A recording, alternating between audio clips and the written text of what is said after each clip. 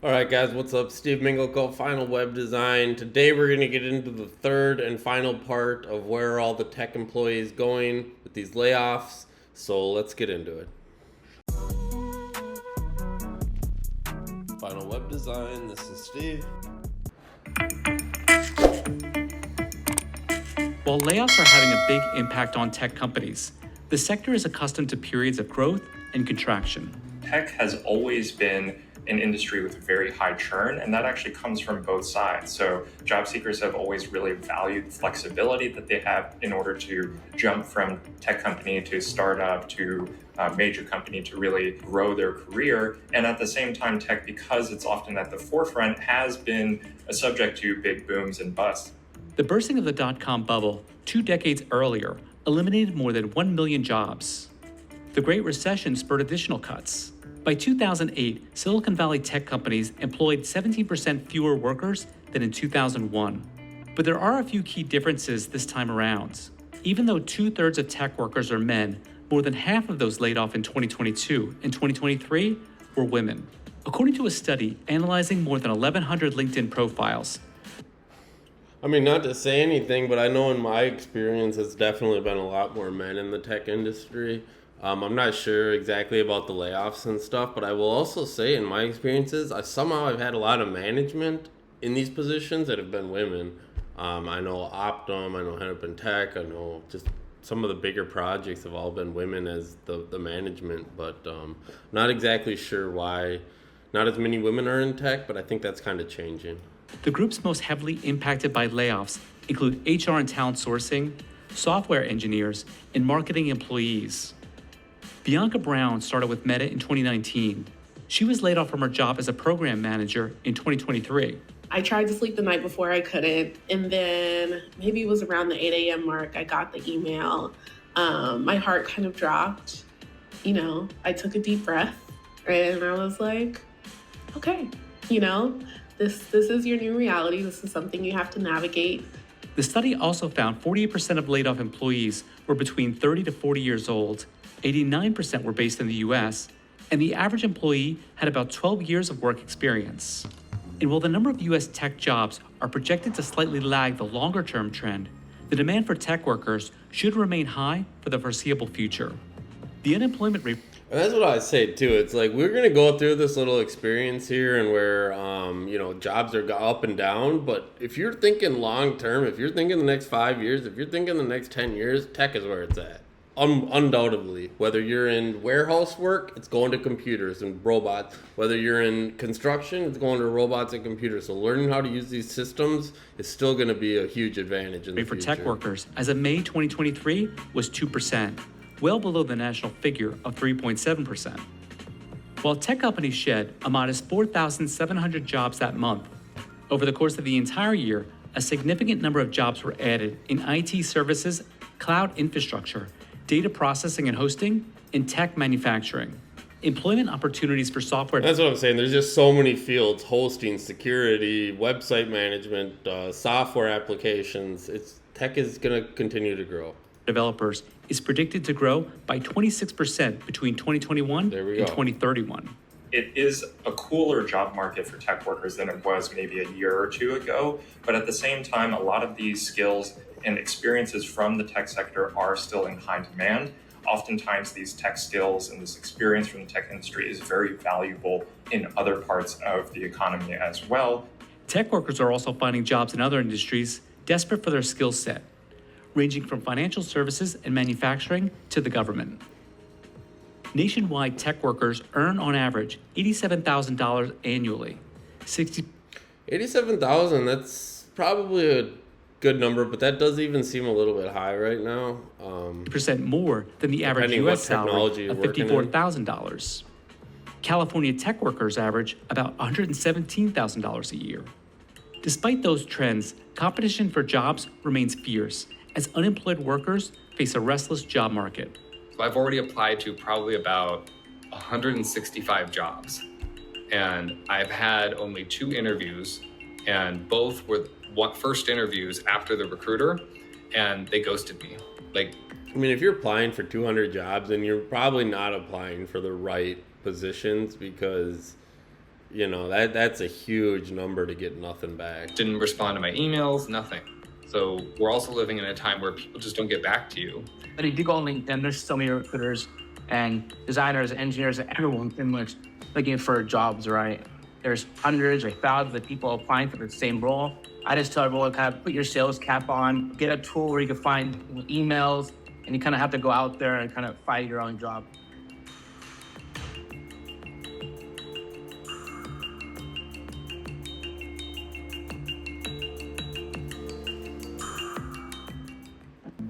The H-1B visa program is essential for bringing qualified technical capability into the country. We need to bring Americans back into the workforce and reform existing programs before we expand immigration. If 2 million more immigrants came to the U.S. each year, we could reverse our predicted population and productivity decline. After decades of deliberation surrounding U.S. immigration policies, high-skilled tech workers are looking towards a new country, Canada.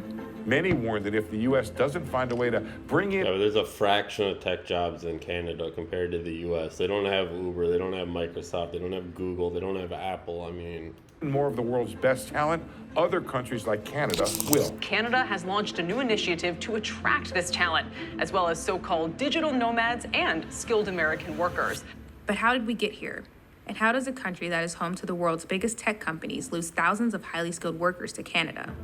We spoke with several foreign tech workers and immigration consultants to uncover the story of how the U.S.'s bureaucratic visa process pushes workers north. It is very stressful. Every single year, the stress increases. It's not straightforward. It's very convoluted. And you have queues and queues. Your ability to even work in the country and contribute to the country is just going to depend on a lottery. I haven't heard anything good about Canada's work employment right now, so...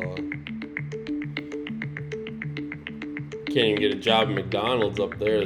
Hundreds the of people. H-1B visa is a non-immigrant work visa that allows U.S. employers to hire foreign workers in specialty occupations.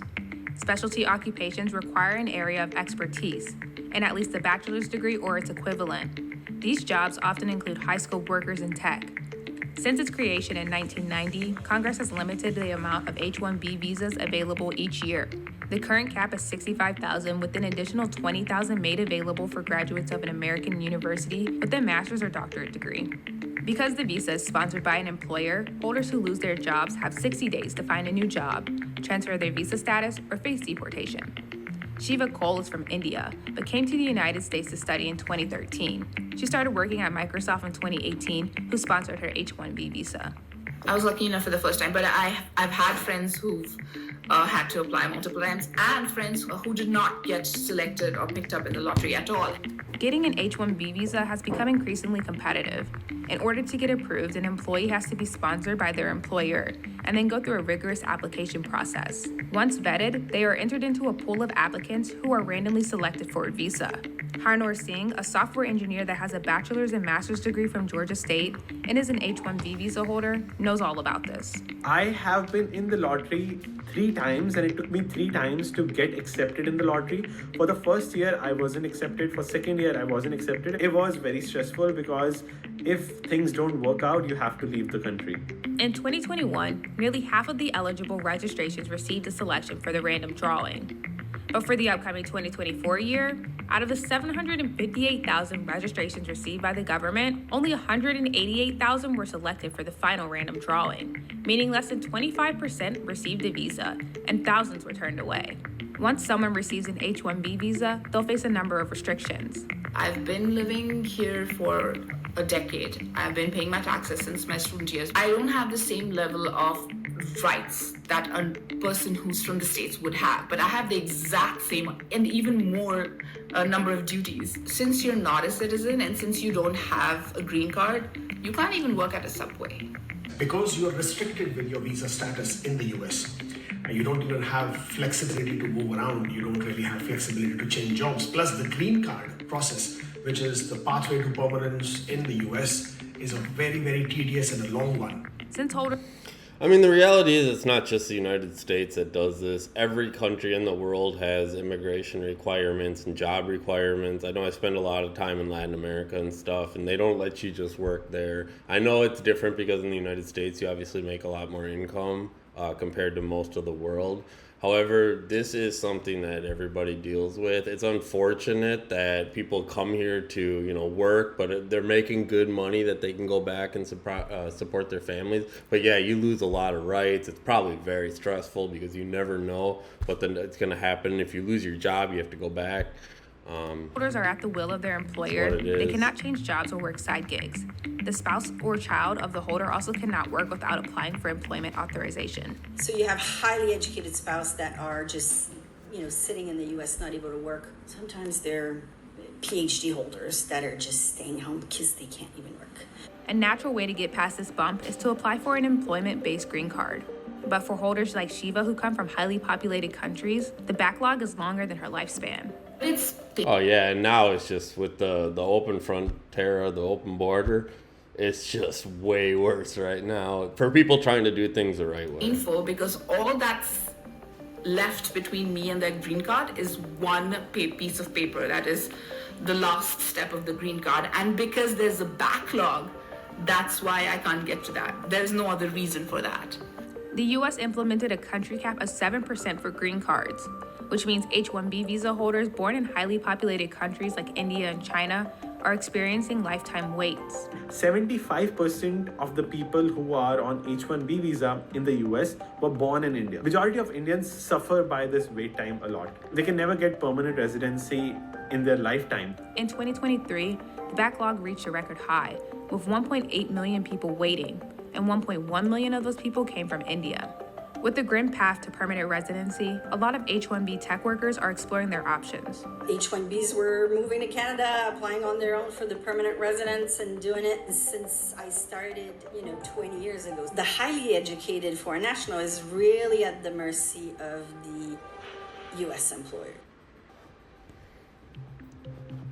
Big tech companies account for a large amount of H-1B visa approvals. Amazon, Google, Microsoft, Apple, and Meta accounted for over 60,000 approvals in the last 2 years. But all of these companies, except for Apple, underwent major layoffs in the past year, leaving H-1B visa holders in limbo. So I got affected with the recent tech layoff that is going on. And per the US immigration rules, you have up to 60 days to leave the country. You have to gather everything, and if you don't have anything doing, you have to leave the country. Originally from Ghana, Anoche moved to the U.S. in 2019 on a student visa. He received a bachelor's and master's degree in material science and engineering. After being laid off from Micron earlier this year, he transferred his H-1B visa status to a visitor visa while searching for his next step. I'm still looking for jobs in the U.S. It's not easy. Even so now, companies are still laying off, so it's kind of a bit difficult. From October 2022 to April 2023, approximately 50,000 H-1B holders lost their status due to unemployment, and 12,500 of these workers did not transfer to another legal status, meaning they had 60 days to find a new sponsor or potentially face deportation. Then, on June 27, 2023, this happened. Over the course of this year, Canada is going to be developing a specific stream for some of the world's most highly talented people that will be able to come to Canada to work for tech companies, whether they have a job offer or not. And on July 16th, Canada opened visa applications for a pilot program that would allow up to 10,000 H-1B visa holders in the U.S. to apply for a 3-year open work permit in Canada. This is unprecedented. Never heard of any similar program in the... I don't get it though. If there's no jobs up there, just having a bunch of people come, I mean, unless they're going to start these businesses or startups or tech products, I guess I don't get where, by letting them in with a job or without a job, what does that do? That just brings people that don't have anywhere to go or have any income to support themselves. So I guess I don't fully understand what Canada's approach here is. And the program was a huge success, reaching its 10,000 capacity on the first day. But this pilot program is only one part of Canada's tech talent strategy, a larger multi-year plan to recruit the world's top tech talent. There's been an unprecedented labor shortage in Canada. The tech field is growing, and the labor shortage has been significant in that specific industry. How can they say labor for shortage? years and years. So that's why the focus is really to be able to provide the businesses in Canada and the economic situation in Canada, the economic immigrants it needs based on their skills, basically. Canada's tech market has grown 15.7% since 2020, outpacing the US, which grew at 11.4%. The country now has 1.1 million tech workers, which makes up 6.5% of the workforce.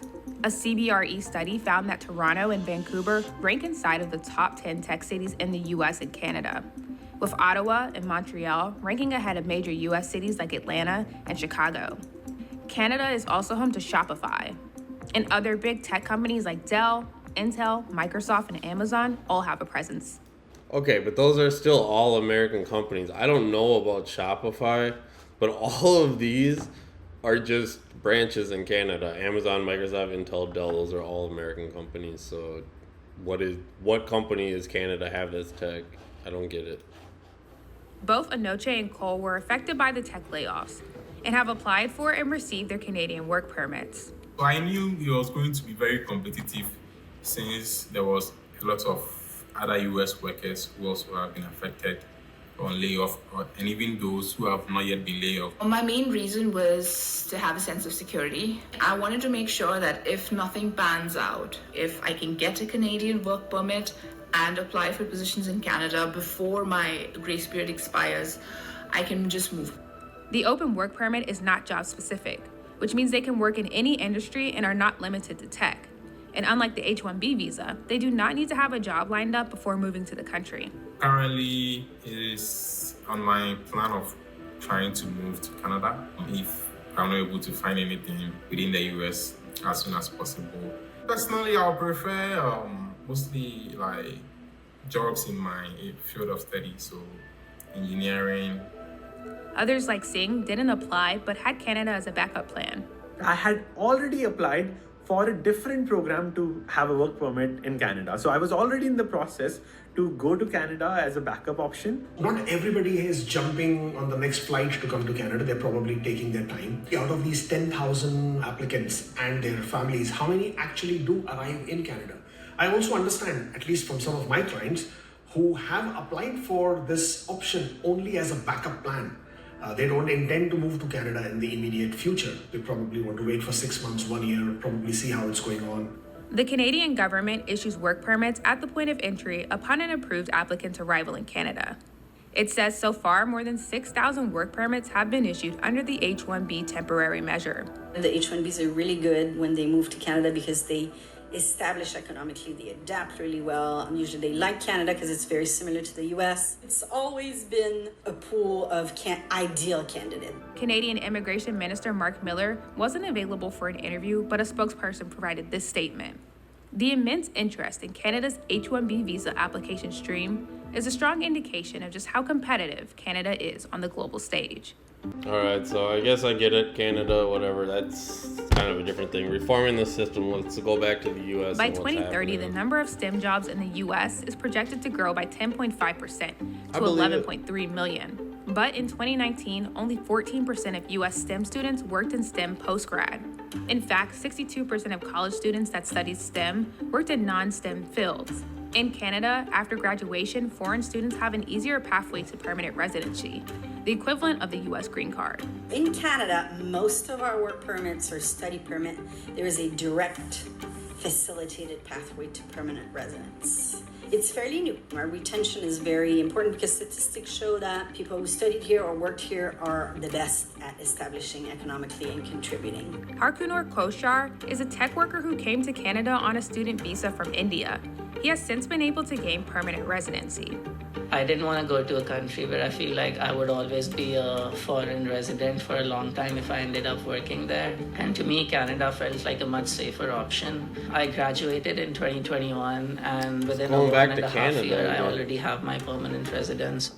Full-time tech workers in Canada have an average salary of $94,800, while the U.S. is $129,700. However, this hasn't fazed many immigrants. I'm pretty stable in Canada versus I know many similar friends who chose the US as an option who are still like struggling with that, and many have ended up coming to Canada as well. In Canada, the government uses a point-based system based on a number of factors, including language skills, work experience, age, and education to determine visa eligibility. Unlike the US, it does not base your permanent residency status on your country of birth. The Canadian immigration system in Canada is not perfect, but it is more responsive to the globalization and the change of the labor market or the economic situation more than where the person comes from. It offers a lot of permanent stability, peace of mind, and that is not easily accessible in the current US immigration system. Some say Congress needs to act in order to retain top talent in the US. People should just take a step back and just revisit and make changes in one go, instead of like taking eons to make those changes, because it affects people's lives. Reform is needed based on the circumstances, but I think that all civilized countries are moving towards, shortage of labor, especially qualified labor. I mean, that train has left the station everywhere. The policies are extremely inflexible. And when I say inflexible, they haven't changed with times. Like there was a time when only a few thousand people came in from a particular country. Now you have, plethora of people coming in from those countries. As for the future, where do these tech workers see themselves? If I had opportunity, I would like to stay in the US. But if that doesn't work out, Canada is also a great country, especially for immigrants. I don't think I would want to stay in the States long term for sure. I think right now people are choosing to go more to Europe, Canada, and Australia as opposed to the States. And frankly, if somebody asks me today if I would suggest that they come here, I would not recommend it. So long term, I'm definitely going to stay in the US because at the point of career I am right now, I have more opportunities in the US. I haven't really considered living anywhere other than Canada because I'm very happy here.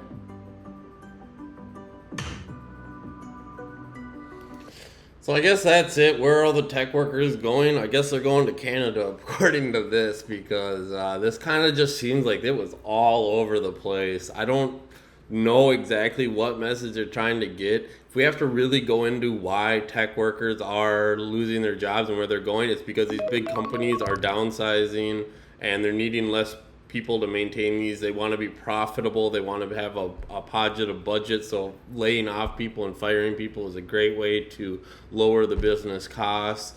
And just tech in general has become a lot more fluent and smooth. But there's a lot of other plugins, extensions, things that have already been built that people can use to make the process simpler. So where are all the tech jobs going? They might say wherever other countries and stuff. I don't really see that because there really is no big tech industry in a country like Australia or countries like Europe. Continent like Europe. There's just not nearly as much tech business as a company like the United States. Just Amazon alone is, speaks for itself. So where are people going? I guess somebody in the comments wrote to YouTube to create videos. Well, maybe that's true. So if you guys enjoyed the video, like and subscribe. That helps, and we'll catch you guys soon. Peace.